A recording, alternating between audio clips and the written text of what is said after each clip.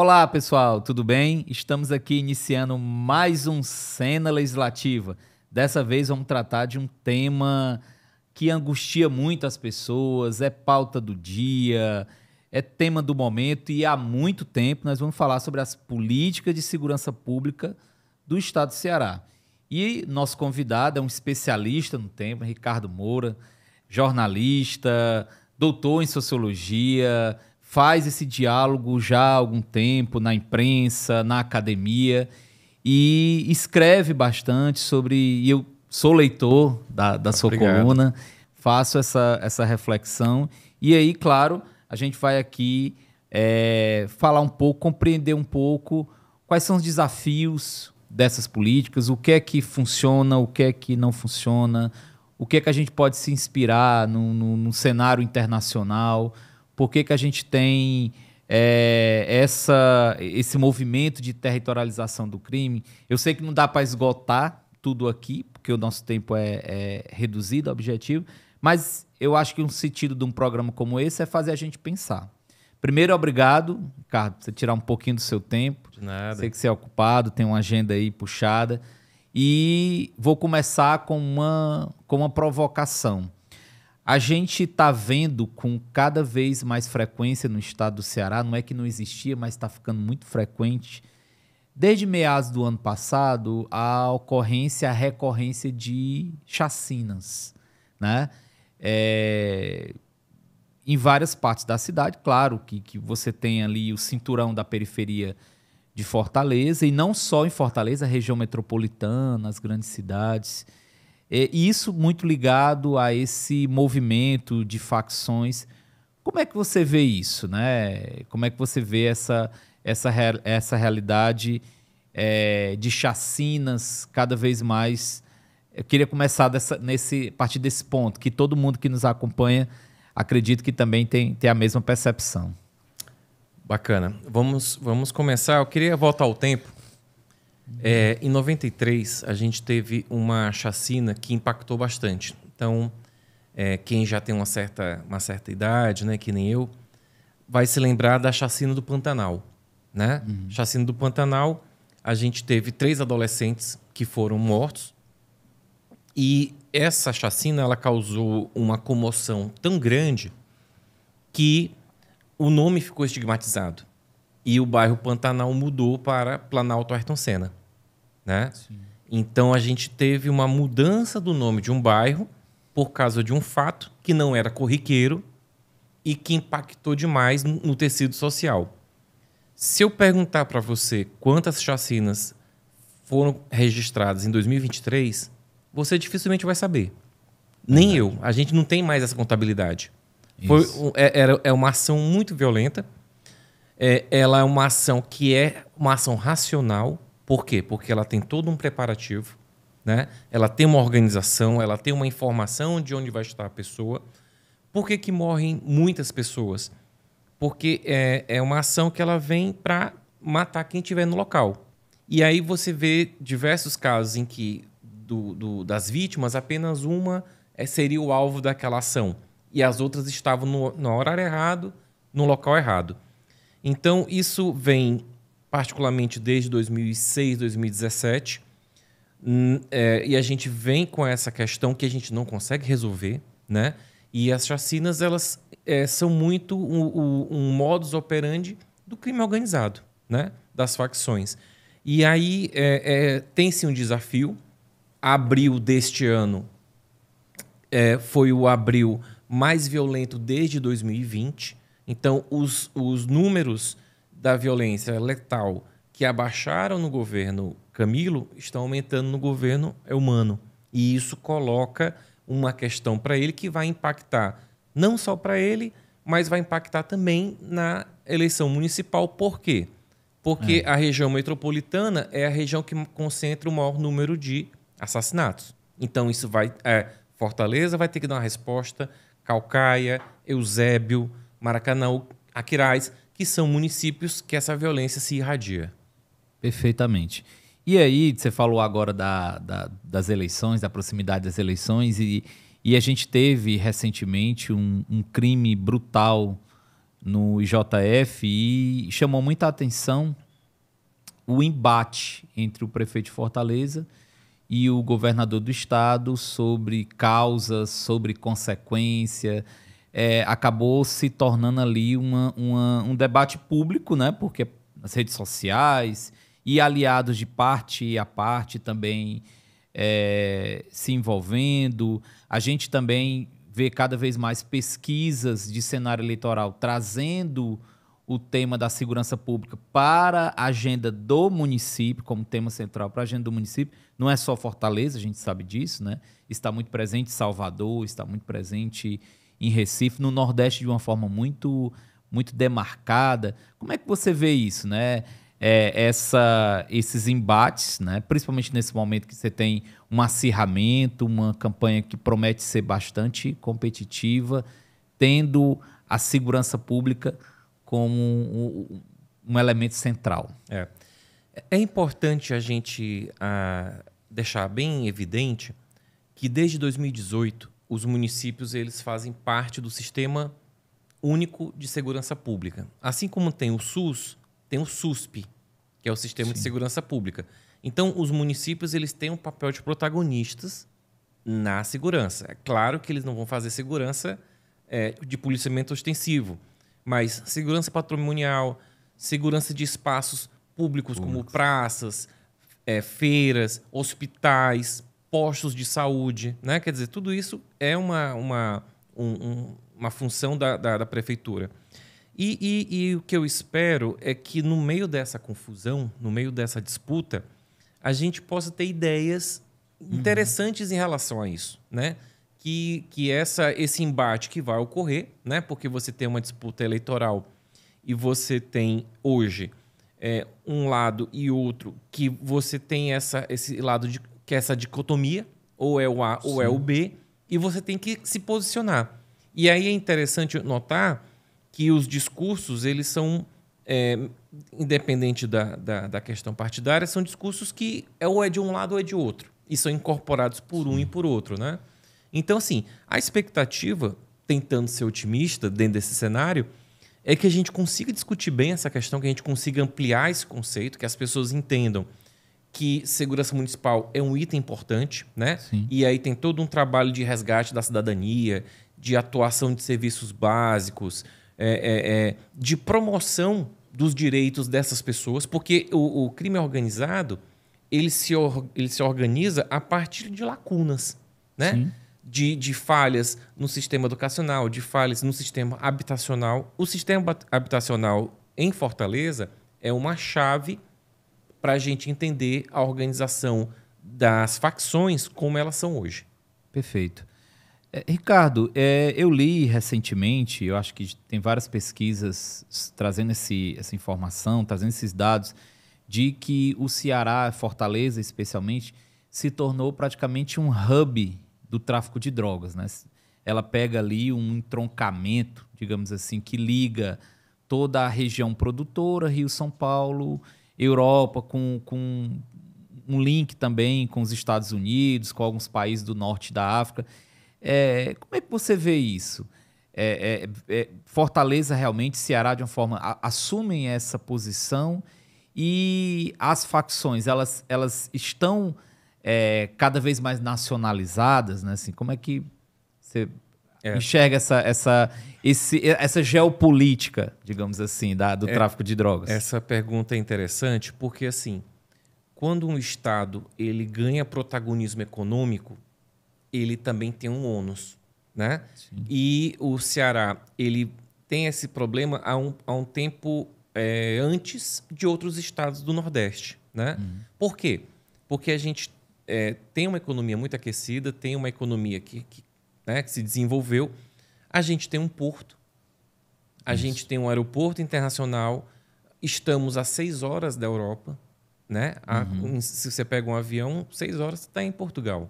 Isso. E isso certamente acarreta um olhar estratégico do crime, né? Então você vê estados como Piauí, Rio Grande do Norte, Aracaju, que hoje enfrentam esse problema, mas enfrentaram esse problema com atraso. Nesse caso, o Ceará ele foi, entre aspas, pioneiro, porque ele sofreu as consequências de ser essa rota, né? E a gente é uma das portas de saída. A gente tem um litoral imenso, né? Nosso litoral ali é muito vasto, muito desprotegido. A gente tem, volta e meia, casos de apreensões que ocorrem no Pinto Martins, casos de containers que são enviados via marítima, né? Com droga. Então, quer dizer, essa droga, antes, ela passava por aqui. Hoje ela passa e ela é distribuída. Então e se você pega as entradas da cidade, as entradas e saídas da cidade, são as áreas onde você tem o maior número de violências, de crimes. Por quê? Porque é justamente onde está ali a droga, o refino, os pontos de venda, né? Então, assim, a gente tem isso aí. Isso já faz mais ou menos umas 2 décadas que a gente vem se consolidando como essa rota, né?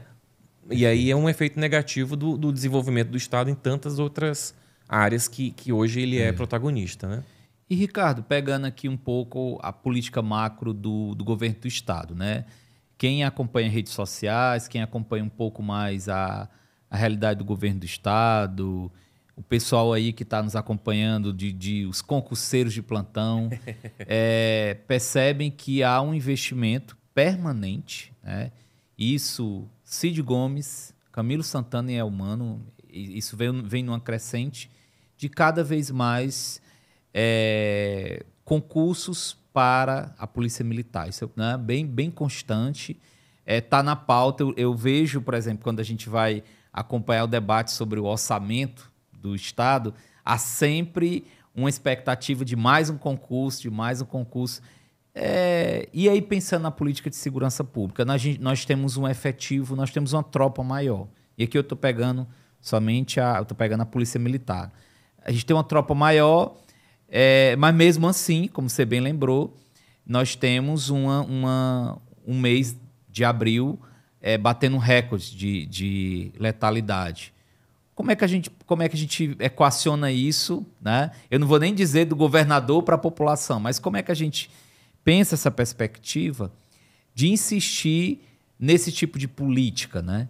Que é uma política que, como eu disse, vem acontecendo desde o governo Cid Gomes, a gente remonta lá o Ronda do Quarteirão, efetivamente, né?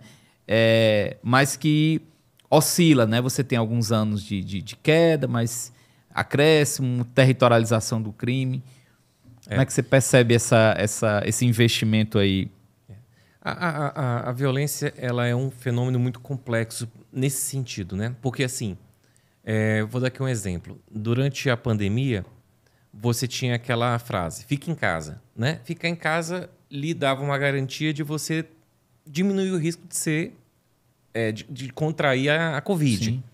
Mas ficar em casa não significava que você estava salvo. Tanto é que 2020 teve um pico de homicídios, né? Então, por quê? Porque o homicídio ele é um percentual grande de casos que a pessoa é morta dentro de casa, ou na calçada de casa, ou voltando para casa, alguma coisa assim. Então, esse é um tipo de crime que, por mais que você coloque um policial em cada esquina, você dificilmente vai prevenir esse crime. Então, colocar mais policiais militares não necessariamente significa que você vai estar dando uma resposta aos homicídios. A Polícia Civil, ela vem de um déficit muito grande, desde os anos 90. Ela teve um processo de desinvestimento. E aí ela vem sendo reestruturada. E a gente percebe que os grandes avanços no combate ao crime organizado vêm da Polícia Civil, por meio de operações, de estrangulamento de vias financeiras que abasteciam organizações. Isso aí gera um retorno muito maior. Então, quer dizer, não é uma polícia ostensiva. Se você quer atingir homicídios, você tem que ter investigação, você tem que ter inteligência, né? E um outro aspecto também é que o nosso sistema de justiça criminal ele está estrangulado. Os processos demoram muito para tramitar, para a pessoa ser punida. Às vezes o cara responde em liberdade e depois ele comete um outro crime. Porque, assim, há um conjunto de pessoas ali que tem 3, 4, 5 crimes nas costas. Uma pessoa que comete uma chacina, um autor de uma chacina, ele dificilmente ele foi lá... A primeira ação dele foi uma chacina. Ele já deve ter matado outras pessoas antes. Mas por que ele está solto? Né? Então, quer dizer, isso aí... Assim, e aí a gente tem uma outra coisa também, que a gente tem a área da prevenção, a gente falha muito. Né? Então, as condições para que aquela criança, aquele adolescente enverede no mundo do crime, elas estão muito abertas. Né? A gente tem aí escolas que não conseguem atrair esses meninos, a gente tem aí a mãe ou o pai que estão trabalhando fora, esse menino fica na rua, a gente não sabe. E o convite para o crime é um convite muito simples. Ninguém chega e fala assim, meu filho, vá aqui, meta uma bala na cabeça de fulano de tal. Não, ele fala assim, não, entrega esse aqui para mim. Solta quando chegar, tu vê a polícia, tu solta uns fogos, aí tu ganha tanto, aí o menino vai ganhando dinheiro. É um processo de aliciamento muito sutil. Né? Então, quer dizer, a gente tem uma miséria muito grande, a gente tem assentamentos precários ainda pela cidade toda, né? Que são áreas que concentram o crime. Porque assim, o crime ele não está espalhado. O crime está localizado, territorializado, como você fala. E aí, isso é uma vantagem para a política pública. Por quê? Porque você sabe onde você tem que intervir. Né? Você não tem que andar à toa. Você tem que ver quem são aquelas pessoas, como agir aqui, como que o Estado entra aqui. Né? E aí, tudo isso que eu estou falando passa ao largo do investimento em efetivo, que é importante. Mas você está investindo somente num paliativo. Você não está indo dentro da origem daquela doença que a gente, se fizer uma comparação, né, com essa questão de uma epidemia, não sei o quê, você não está indo no agente que gera aquelas mortes. Você está indo só nas vítimas ali. Então, é uma mudança de conceito, de concepção de segurança, que deixa de ser mais policialesca e tenta ser mais integral, né? Mas é o que a gente percebe que ainda falta bastante. E isso não é exclusividade do Ceará, né? Infelizmente. Eu vi um pouco disso, Ricardo. Você tem uma análise mais próxima do tema, mas eu vi uma tentativa disso, não chegou a se desenvolver de uma forma plena, mas no projeto que foi articulado pela então vice-governador Isoldo Ceará Pacífico. Ele tinha uma perspectiva de articulação das forças policiais com as associações comunitárias, lideranças de bairro, com o terceiro setor, né? Um enquadramento mais de uma polícia cidadã, mas que com o tempo, aí novamente, né? A priorização de investimentos claro, e aqui a gente não está dizendo que não é importante comprar, trocar viaturas, né? Investir no armamento, tudo isso é importante. O que o Ricardo está colocando, e eu acho que isso é importante, é que você não pode fazer isso em detrimento de uma política de inteligência, né? Isso tem que estar caminhando junto, né, Ricardo? Para você ter uma... Mas aí eu estou falando isso e para trazer uma outra provocação, né? Pegando o nosso militar, né? A sua visão, nosso policial militar, ele é bem treinado? Né? Ele tem uma... Como é que você vê a nossa formação, digamos assim, de uma forma geral? Certo. Deixa eu só retomar aquela pergunta do Ceará Pacífico, né? O nome ele tem a palavra pacto no nome, né? Isso. Quer dizer, precisa ser uma ação do governo, sociedade civil, isso, né? E poder municipal e outros poderes. Nesse momento que a gente está hoje com esse divórcio entre governo de estado e prefeitura, pensar numa política assim é muito inviável, né? É muito difícil. E isso envolve também a presença do governador muito presente ali. E em algum momento o Camilo começou a não estar mais nas reuniões, e aí a ideia foi meio se afrouxando, né? Assim, a ideia do Ceará. O Ceará Pacífico ele já tem algumas pessoas que fazem algumas análises, né? Essa questão de territorializar somente um espaço e de investir muito ali também eu acho que não é uma ideia que hoje seria tão interessante. Em relação ao militar, o problema do militar está na própria ideia militarizada da segurança, né? Da segurança como inimigo, da segurança como alguém que você tem que deter. E eu vou dizer uma outra coisa. A ideia da militarização ela não está somente na Polícia Militar, ela está na Polícia Civil, ela está na Guarda Municipal, ela está na Polícia Penal. Quer dizer, essa ideia do combate, do enfrentamento, ela atravessa várias instituições. Então, se você disser assim, é mal treinado? Não, não é mal treinado. Agora, ele é treinado para uma coisa que é uma política de enfrentamento.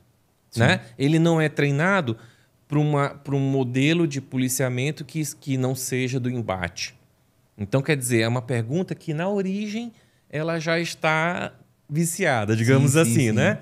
Mas, assim, e há um engano das pessoas, porque, assim, você pode fazer um policiamento comunitário e tal de farda. A farda não qualifica aquela pessoa como militar. E você pode ter uma ação militarizada à paisana. Né? Então, quer dizer, essa ideia dessa lógica de você ver que aquele jovem ele é uma potencial ameaça, que a gente tem que neutralizar, que não sei o quê, e estigmatizar determinados segmentos da população, é uma política de combate, não é uma política de segurança pública. Né? Porque segurança pública é muito mais ampla. Eu vou citar aqui o que engloba essa política. Segurança jurídica, você ter onde morar, você ter documentação. Muita gente não tem acesso à documentação, não tem acesso a serviços. E a base aí também é a segurança alimentar. Você ter a sua alimentação de manhã, de tarde, de noite. Né? Quer dizer, a ideia de segurança é a ideia de você se sentir bem. Né?